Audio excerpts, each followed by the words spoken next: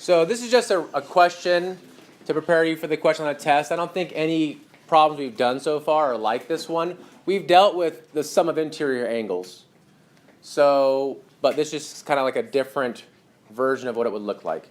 So the question here is, how many sides does a regular polygon have if an interior angle measures 157.5? So the first thing I want to know is, what does regular mean?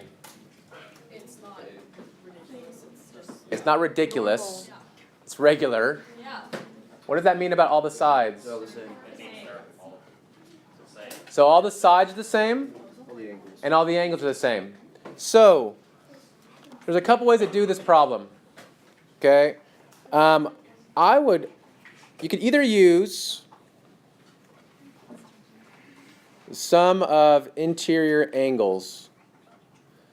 So on any polygon, what's the formula to use for the sum of interior angles?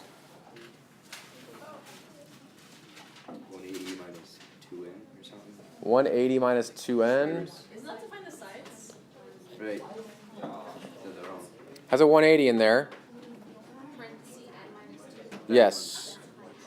So That's close. So this formula right here gives you the sum.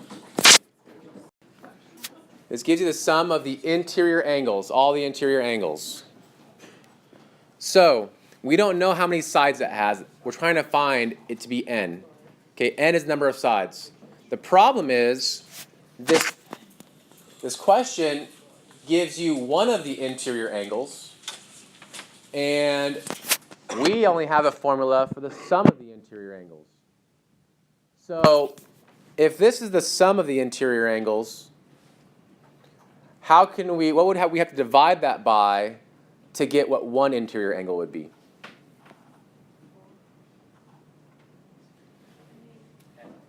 N. Yes. So think about this. A square has 4 sides. Okay?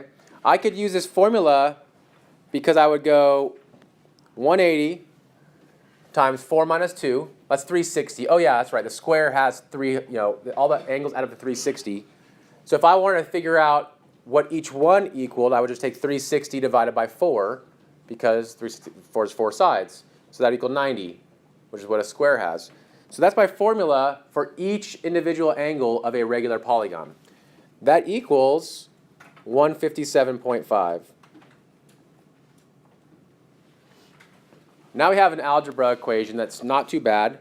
We multiply both sides by n, get rid of our, How did you get 157.5? it's right here in our, Right there. okay, so once we have that, we can distribute, we get 180n minus 360 equals 157.5 n. We got to subtract the 157.5 n from both sides and add the 360 to both sides. So you finally end up with, that'd be 22.5 n equals 360. Divide. And n equals 16.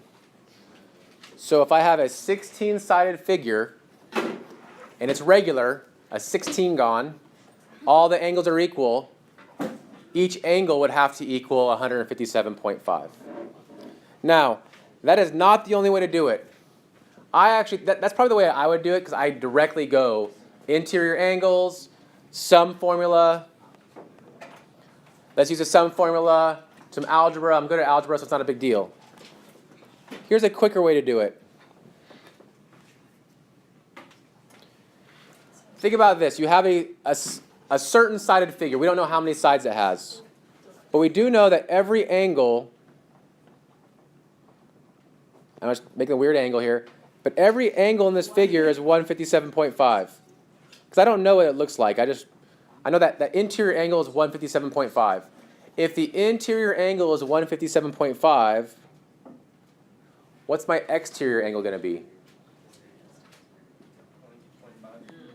It has to be 180 minus 157.5, which is 22.5.